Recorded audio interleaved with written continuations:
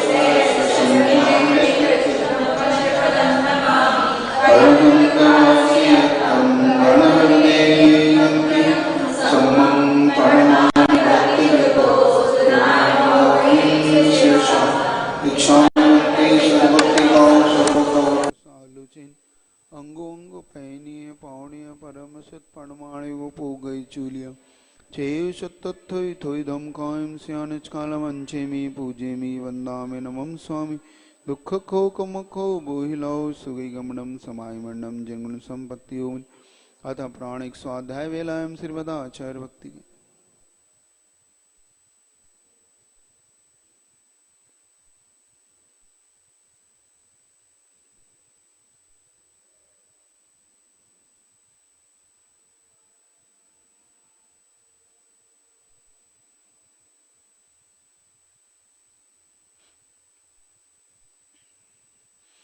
सिर्जलदीपारिगेभ्यः सुभरमति विभावना पटिमति सुचरितभो निधिभ्यो नमो गुरुभ्यो गुण छत्तीस गुण समग्गी पंचव्याचारकरण श्री शिष्यानुगा कुशले धम्मायिरिये सदा वन्दे गुरुभक्ति संयमेन तरन्ति संसाय सायरं घोर छिन्नति अट्ठकम्बं जम्बरमरणं न पार ये नित्यमवत मंत्र होम निरता ध्यानाग्निहो सत्कर्मा वीरपास्तपोदन धना साधु क्रिया सा प्रवर्ण गुणपर्णा चंद्रार्जते ज्योतिका मोक्षद्वार कपाट पाटन बटा पिरणन्तु मां साधु गुरुवापान्तनो नित्यं ज्ञान दर्शनायिका चारित्रणो गंभीरा मोक्षमारोपदेश दीक्षाबंती आर्यभक्ति कौ सगो कौत सालोचन समनाण समदर्शन समचरिताण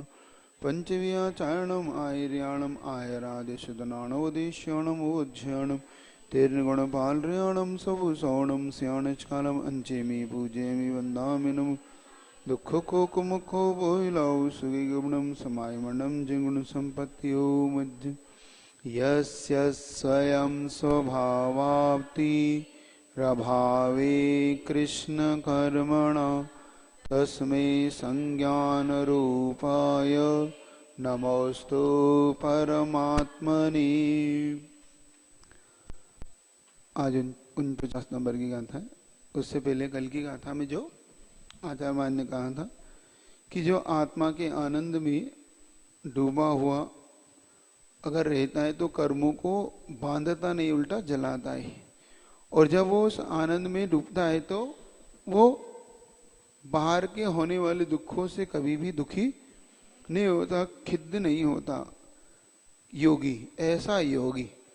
और वही योगी जब इस को प्राप्त करता है, किसका मनन करना चाहिए? वह योगी निरंतर किसका चिंतन करता है, क्या प्राप्त करने की भावना रखता है, इसको अब अगली गाथा में आपके सामने ला रहे हैं महाराज। ठीक है। अविद्याभिधुरं ज्योति परम ज्ञानमहं महत् तत्प्रष्टव्यं तदिष्टव्यं तद्द्रष्टव्यं मुमुक्षुभिः। देखो, अविद्या रूपी ज्योति को, जो अंधकार को दूर करके नष्ट करके परम ज्ञान महत, जो महान ज्ञान रूपी ज्योति की अभिलाषा करता है, महत है ना, महान, ऐसा वह जिसकी भावना करता है।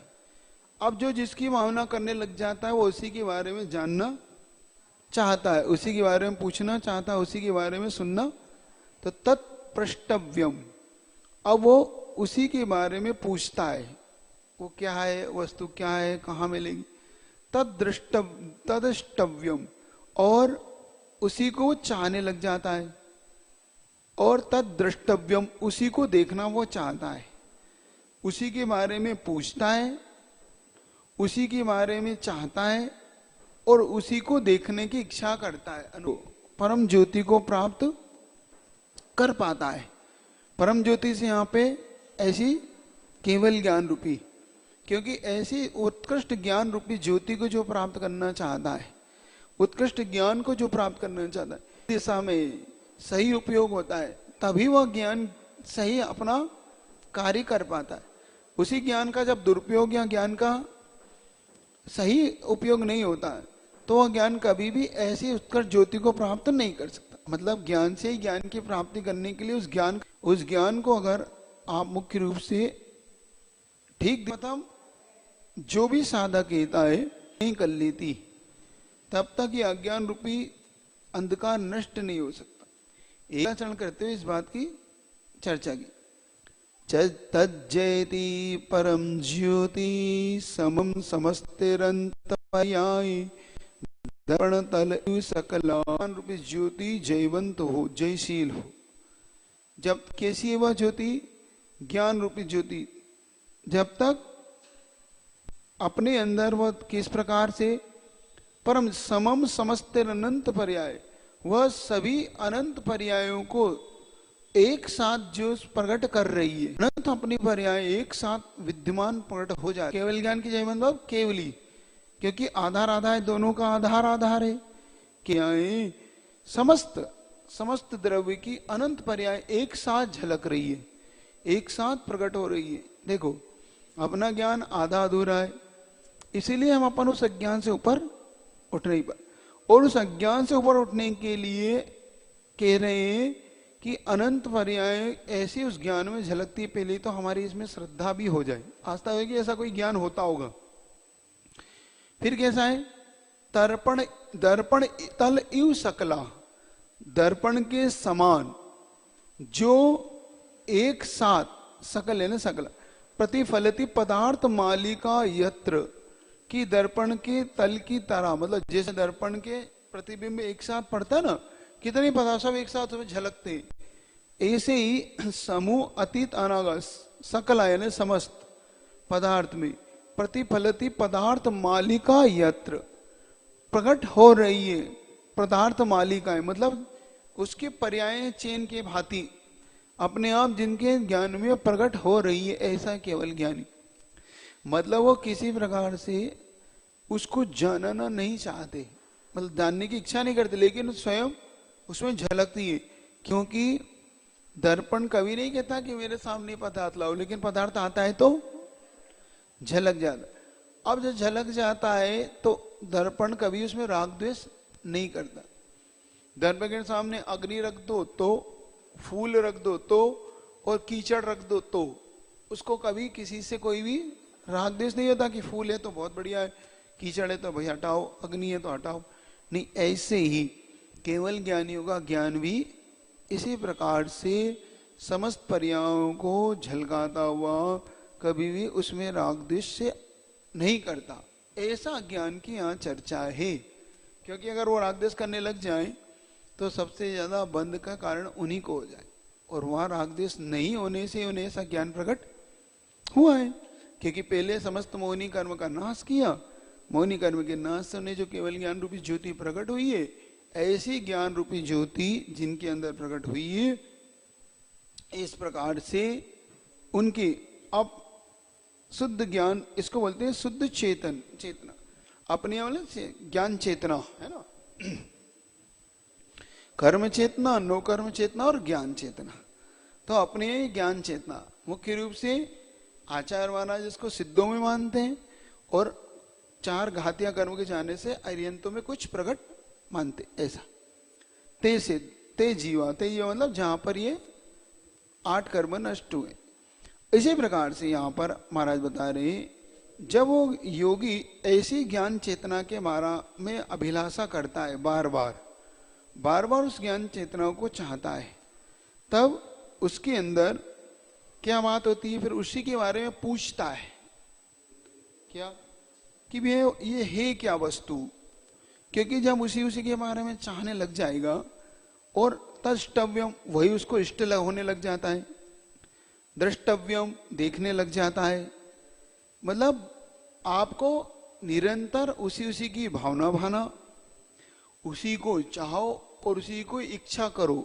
मुख्य तो यहां पर ये कह रहे हैं, यहाँ पे न आप उसकी इच्छा करते हो, न उसके बारे में बात करना चाहते हो, न उसको चाहते हो, तीनों यह काम विपरीत है।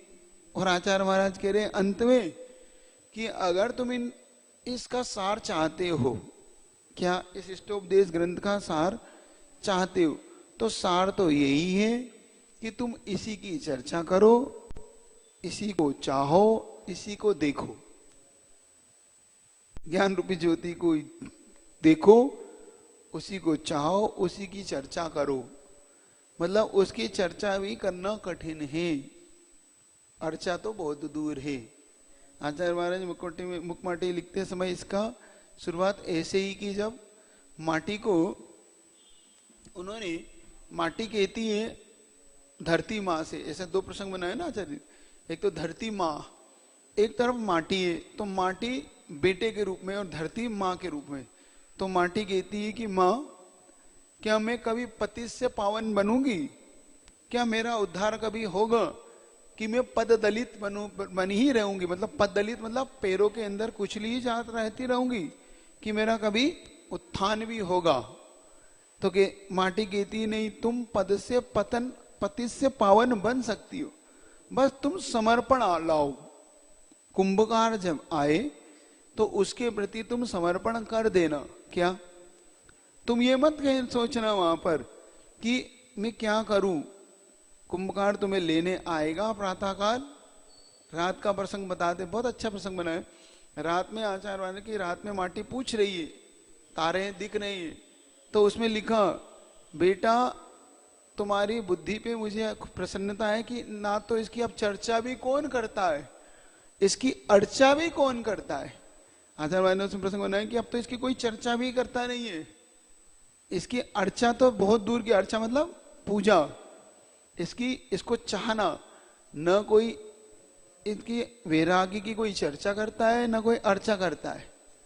अब संसार में कोई पति से पावन बनने की चर्चा भी नहीं करता, वो तो पति थे तो पति थी रहना चाहता है, वो पति से पावन उठकर ऊपर उठने की चर्चा। तुमने सोचा ये भी बहुत अच्छी बात है, वो पार्टी में प्रसंग अच्छा बना है। फिर किस प्रकार से वो माटी अपने आप को समर्पित करती है, किस प्रकार से आप पढ़िएगा, अभी आपको मुकाटी मिले तो बहुत अच्छा प्रसंग है आचार्य श्री का, वो अंदर तक हिला देता है कि कितना आचार्य श्री ने उसमें रस भर दिया। तो इसी प्रकार से आप कह रहे उसी के बारे में, जैसे था ना, व्यक्ति जो चाहता उसी को ही उसके बारे में पूछता है, उसी को देखना, उसी को लेना चाहता है। संसारी व्यक्ति संसारी वस्तुओं के बारे में पूछता है, दुकान है तो दुकान के बारे में, पैसा है तो पैसे के बारे में, आप लोग ग्रस्त है तो ग्रस्त के बारे में पूछते हैं। और साधक है तो साधक जिसको चाहता है वो उसके बारे में पूछता है कि भैया ये परम ज्योति क्या है, कहाँ है, कैसी है। बहुत दुर्लभ है ये, क्या बहुत दुर्लभ है। सुलभ तो जो संसारी है तो बहुत, संसारी चीज तो बहुत सुलभ है और हमेशा इसको आदमी जीता आया इसमें, लेकिन दुर्लभ वस्तु को सुनना भी बहुत कठिन है, नहीं सुनना चाहता है, उसके बारे में बोर हो जाता है। क्या अध्यात्म को सुनने में भी आजकल रुचि नहीं बनती, बोर हो जाते हैं। महाराज जी क्या आजकल क्या है, आत्मा आत्मा की चर्चा करते हैं। महाराज जी क्या है, इसी के बारे में पूछे क्या है, ठीक है सब, ये तो ठीक है, बड़े वो क्या कहते हैं, ये तो साधुओं के काम, ये हमारे बस की नहीं। मतलब श्रावक इसको सुनना भी नहीं चाहिए। और महाराज यहाँ कह रहे हैं अगर उस अज्ञान से ऊपर निकलना है तो कुछ इस आत्म तत्व के बारे में जिसमें ज्ञान चेतना है, उस ज्ञान चेतना के बारे में बार बार पूछो, बार बार उसकी अभिलाषा करो और बार बार उसको देखने का पुरुषार्थ करो, तब आप उसके बारे में जान पाओगे। अन्यथा इससे ऊपर कभी भी, क्योंकि यहाँ पर ज्ञान की विशेषता